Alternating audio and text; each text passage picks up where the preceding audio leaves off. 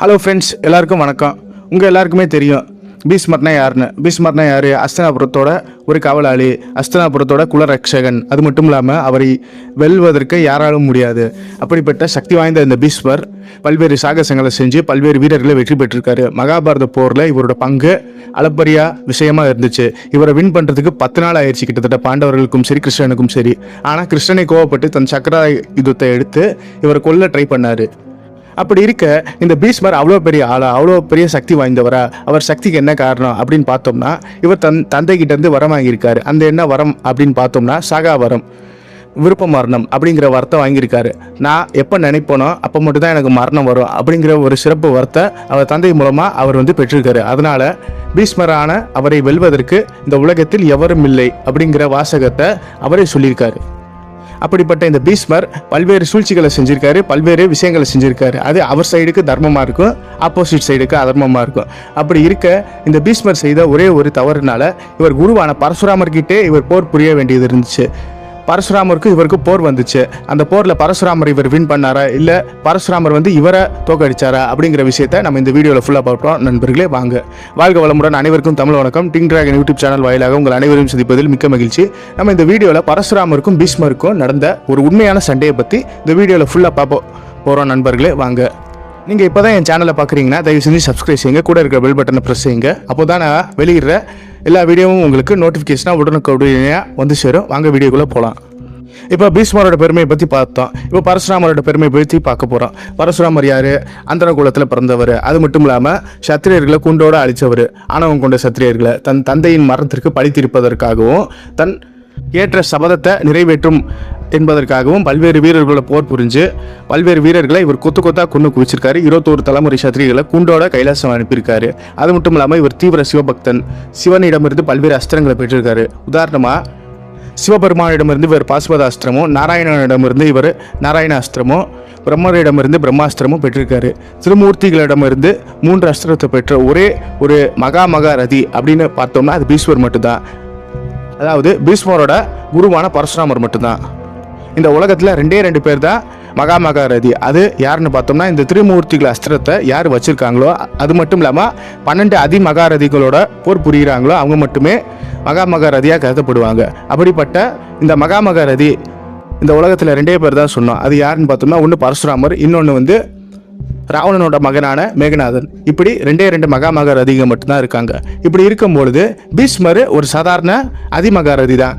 அது எப்படி அவர் தன் குருவான பரசுராமரை எதிர்த்து போர் புரிஞ்சு பரசுராமர் வின் பண்ணார் அப்படிங்கிற கேள்வியெல்லாம் வரும். அந்த கேள்விக்கான விடை தான் இந்த வீடியோ. இந்த பீஷ்மருக்கும் பரசுராமருக்கும் உண்டான மோதல் எப்போ தொடங்குது அப்படின்னு பார்த்தோம்னா, உங்களுக்கே தெரியும். பீஷ்மர் தன்னோட தம்பிகளுக்கு திருமணம் செஞ்சு வைப்பதற்காகவும், அது மட்டும் இல்லாமல் அஸ்தினாபுரத்தை தர்மம் ஆட்சி செய்யணும், மேலும் தனக்கு அரியாசனை ஆசை இல்லாத காரணத்தினால தனக்கு பிறகு இருக்க தன் தம்பிகளான விசித்திரவீரியன், சித்திரவீரியன், அதாவது சத்தியவதியின் புதல்வர்களான விசித்திரவீரியன் மற்றும் சித்திரவீரியன் இவர்களுக்கு திருமணம் செய்ய வைக்க விரும்பினார். அதனால் அவர் பல்வேறு தேசங்களுக்கு சுற்றி போனார். ஆனால் அவர் எதிர்பார்க்குற மாதிரி கேரக்டர் உள்ள பொண்ணுங்க யாருக்கும் இவருக்கு செட் ஆகலை. அதனால் இவர் காசி நாட்டுக்கு போகிறாரு. காசி நாட்டுனா இப்போ இருக்கிற உத்தரப்பிரதேசத்தில் இருக்க வாரணாசி பக்கத்தில் இருக்க காசி தான். அங்கே போய் காசிராஜன்ட்ட பொண்ணு கேட்குறாரு, உங்கள் 3 பொண்ணுங்களை என் தம்பிகளுக்கு கல்யாணம் பண்ணி வைங்க அப்படின்னு சொல்லி. அப்புறம் உங்களுக்கே தெரியும், அவரும் சரின்னு சொல்கிறாரு. அம்பைக்கும் சால்வனுக்கும் இடையே காதல் இருந்துச்சு. அதனால் அவர் வெற்றி பெற்று அம்பையும் சிறைப்பிடிச்சு அஸ்தினாபுரத்தில் அடைச்சார். அதன் பிறகு அம்பை விருப்பத்துக்கு மாற இழுத்துட்டு வந்ததுனால, நான் யாரையுமே திருமணம் செய்ய மாட்டேன் அப்படின்னு சொல்லி, உன் சாவு என் கையில் தான் அப்படின்னு சொல்லி சபதம் எடுத்து அவங்க அஸ்தினாபுரத்துலேருந்து கிளம்பி இவரை எப்படியாச்சும் தோக்கடிக்கணும் அப்படின்னு சொல்லி ஊராக சுற்றி திரிகிறாங்க. ஆனால் பீஷ்மரோட பேர் சொன்னவனே, பீஷ்மரோட அஸ்திர பலத்தை சொன்னவனே யாருமே இவருக்கு ஹெல்ப் பண்ண அம்பைக்கு ஹெல்ப் பண்ண யாருமே வரவே இல்லை. அதனால் அவர் கோவப்பட்டு, நீ யார்கிட்ட போய் கல்வி கற்றுக்கிட்டியோ, அது மட்டும் இல்லாமல் யார்கிட்ட போய் போர்க்கலையை கற்றுக்கிட்டியோ அவர்கிட்டே போய் ஹெல்ப் கேட்டு உன்னை இப்போ நான் காலி பண்ண போகிறேன் அப்படின்னு சொல்லி அவர் மகேந்திரகிரி பர்வதம் அப்படிங்கிற ஒரு மலைக்கு மேலே ஏறி போய் பல்வேறு தடைகளை தாண்டி அவர் ஏறி போய் பரசுராமரை போய் சந்திக்கிறாரு. பரசுராமரிடம் நடந்தது அனைத்தையும் சொல்கிறாரு. அதனால் கோபம் கொண்ட பரசுராமர் பீஷ்மருக்கு அறைகோல் விடுகிறாரு. பீஷ்மா, என்னை எதிரில் வா அப்படின்னு சொல்லி. அப்புறம் கோபப்பட்ட பீஷ்மர், நான் செஞ்சது ஃபுல்லாக தர்மம் தான், என் குடும்பத்தை காப்பாற்றுக்கவும் என் தந்தைக்கு கொடுத்த வாக்கை நிறைவேற்றும் என்பதற்காகவும் நான் தான் இதை செஞ்சேன். அதனால் எனக்கு இதுக்கு சம்மந்தம் இல்லை.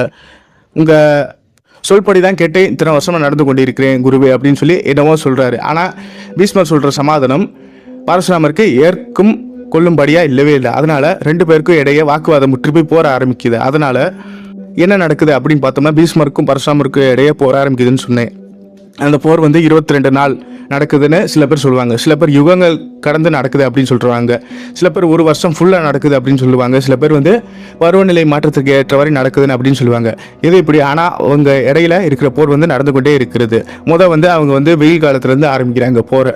வெயில் காலம் முடிஞ்சு அப்புறம் மழைக்காலம் முடிஞ்சு இலையுதிர் காலம் முடிஞ்சோடனே அப்புறம் வசந்த காலம் அப்படின்னு சொல்லி 4 காலம் 4 வாரம் 4 மாதம் அப்படின்னு சொல்லி அவங்க பரசுராமருக்கும் பீஷ்மருக்கும் இடையிலான போர் வந்து நடந்து கொண்டே இருக்கிறது. யாராலையும் நிப்பாட்ட முடியல. எப்படி சண்டை போட ஆரம்பிச்சாங்க அப்படின்னு பார்த்தோம்னா, கோபம் கொண்ட பரசுராமர் வந்து தன்னோட தனுர் வித்தையையும் பயன்படுத்தாமல் தன் கையில் இருக்கிற பரசுரவை, அதாவது பிரம்மாஸ்திரக்கு நிகரான சக்தி கொண்ட பரசுவையும் யூஸ் பண்ணி பீஷ்மரை தாக்கலை. அவர் வந்து தன் உடல் பலத்தை பயன்படுத்தி மட்டும் தான் தாக்க ஆரம்பிக்கிறாரு. என்னைய நீ வயசானவன் அப்படின்னு சொல்லி நினச்சி ஏளனமாக பார்க்குற தோணுது பீஷ்மா. அது மட்டும் இல்லாமல் நான் அவனோட குரு. நான் பல்வேறு யுகங்கள் கடந்து வாழ்ந்தாலும் என் உடம்புல பலம் அதிகமாக இருக்குது. 21 தலைமுறை சக்திகளை நான் வதம் செஞ்சுருக்கேன். அதனால் நீனும் சத்திரியன் தான். உன்னை வின் பண்ணுறது எனக்கு அவ்வளோ சுலபம் கிடையாது. 1000 கை கொண்ட கார்த்தவீரிய அர்ஜுனனே வதம் செஞ்சுவேனா அப்படின்னு சொல்லி பல்வேறு வசனங்களை பேசுகிறாரு. இருந்தாலும் பீஷ்மர் சிரிச்சுக்கிட்டே வாங்க குருவே மோதி பார்க்கலாம் அப்படின்னு சொல்லி ஏளனமாக சொல்கிறாரு. அதனால் இவங்க 2 பேருக்கு இடையே போர் ஆரம்பிக்குது. போர் நடக்குது. முதல்ல பீஷ்மர் கோவப்பட்டு தன்னோட புஜ பலத்தை பயன்படுத்தி பீஷ்மரோட நெஞ்சிலே ஒரு பஞ்ச் விடுறாரு. அதனால் பீஷ்மர் அசையவே இல்லை. அவர் உடம்பு அவ்வளோ வஜ்ரமாக இருக்குது. அப்புறம் கோவப்பட்ட பரசுராமர் வந்து என்ன பண்ணுறாருன்னு பார்த்தோம்னா காலால் எட்டி உதைக்கிறாரு. அதனால் அவர் வந்து மலையிலேருந்து கீழே விழுகிறாரு. மலையிலேருந்து கீழே விழுங்க அங்கே ஆறா ஓடுது. ஆற்றுல வந்து 2 பேரும் சண்டை போடுறாங்க. பீஷ்மர் வந்து ஒன்றும் பண்ணாமல் தடுத்து கொண்டு தான் இருக்கிறாரு. அப்புறம் வந்து பரசுராமர் அந்த ஆத்தங்கரையில் போய் குதித்து அவங்க தண்ணியில் அப்புறம் சண்டை போடுறாங்க. அதுக்கப்புறமா காட்டில் போய் சண்டை போடுறாங்க. காட்டில் அப்புறம் பாலைவனத்தில் போய் சண்டை போடுறாங்க. உலகம் முழுக்க சுற்றி திரிஞ்சு 22 நாட்களும் சரி அவங்க போர் வந்து தொடர்ந்து நடந்து கொண்டே இருக்கிறது. பரசுராமர் எவ்வளவோ ட்ரை பண்ணுறாரு. பல சத்திரியர்களை வதம் செஞ்ச பரசுராமர் பீஷ்மர் எவ்வளவு அடித்தாலும் அடி வாங்குறாரு. அது மட்டும் இல்லாமல் ஈஸியாக ஹேண்டில் பண்ணுறாரு.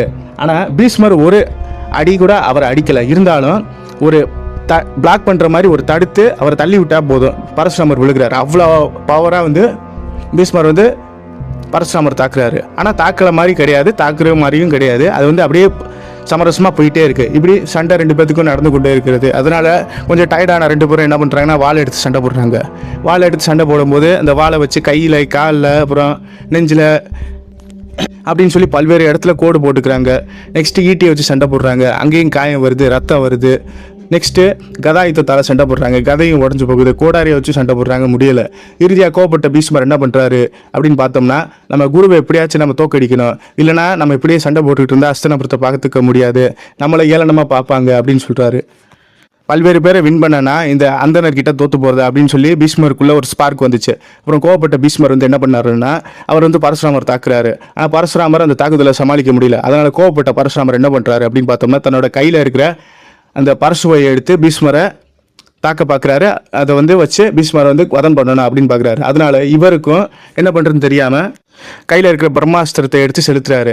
அப்புறம் சிவன் வந்து அதை வந்து காம்ப்ரமைஸ் பண்ணி 2 அஸ்திரத்துகளையும் இப்படி மோத விட்டோம்னா அது வந்து பிரளயமே ஆயிரும். அதனால் நீங்கள் 2 பேரும் திரும்ப பெற்றுக்கோங்க அப்படின்னு சொல்கிறாரு. அதனால் திரும்ப பெற்றுக்காரு. இருந்தாலும் பீஷ்மர் தோக்கடிக்க முடியலையே அப்படின்னு சொல்லி கோவப்பட்டு ஒரு அஸ்திரத்தை பயன்படுத்துகிறாரு. அது ஒரு மூச்சை அடைய அஸ்திரமோ இல்லை ஒரு சிறை பிடிக்கிற அஸ்திரமோ அப்படின்னு கூட நம்ம வச்சுக்கலாம். அதனால் அந்த அஸ்திரத்தை விசேஷ அஸ்திரத்தை பயன்படுத்தி அது வந்து சிவபெருமானிடமிருந்து பீஷ்மர் பெற்றிருக்காரு. அந்த அஸ்திரத்தை பயன்படுத்தி பீஷ்மர் வந்து பரசுராமரை வின் பண்ணார். ஆனால் ஒரு அசரீதி மேலே கேட்குது. இன்னும் ஒரு அடி எடுத்து வைக்காத பீஷ்மா, அப்படி எடுத்து வச்சேன்னா குருவை தோக்கடிச்ச, குருவை சிறை பிடிச்ச, குருவை மூர்ச்சியடைய வச்ச அப்படிங்கிற பாவம் வந்து உன்னை சூழணும். அந்த பாவம் வந்து 7 பிறவிக்கும் போகாது, குரு சாபமாக மாறும். அப்புறம் குரு சாபத்தால் உன் வம்சமே தலைக்காது. அதனால் அந்த தப்பை செய்யாத பீஷ்மா அப்படின்னு சொல்லி அந்த அசரீதி வந்து பீஷ்மர் கிட்ட எச்சரிச்சிருச்சு. அப்புறம் பீஷ்மர் வந்து தான் செஞ்சது தவறு அப்படிங்கிறத உணர்ந்துறாரு. அப்புறம் பரசுராமரும் சீடன் கிட்ட தோற்று போனதை நினச்சி பெருமைப்படுறாரு. என்னைய மிஞ்சிய சீடனா மாறிட்ட பீஷ்மா அப்புறம் சொல்கிறாரு. அப்புறம் வந்து அம்பை வந்து மறுபிறவி எடுத்து பீஷ்மரை வதம் செய்கிறாங்க. அது தனி கதை, அப்புறம் பார்ப்போம். இந்த சண்டையில் யார் வின் பண்ணா அப்படின்னு பார்த்தோம்னா அது வந்து பீஷ்மர் தான். உங்கள் எல்லாருக்குமே தெரியும் பீஷ்மரை வின் பண்ணுற சக்தி யாருக்குமே கிடையாது. பரசுராமராலும் சரி, ராமராலும் சரி, கிருஷ்ணனாலும் சரி பீஷ்மரை டைரெக்டாக அடித்து அட்டாக் பண்ண முடியாது. சூழ்ச்சியால் மட்டுமே பீஷ்மரை வின் பண்ண முடியும். இதான் பிரம்மச்சாரியத்தின் சக்தியோட உச்சத்தின் வலிமை என்று சொல்லிக்கொண்டு இந்த பதிவை முடித்துக் கொள்வோம் நண்பர்களே. நன்றி, வணக்கம். ஓம் நம சிவாய.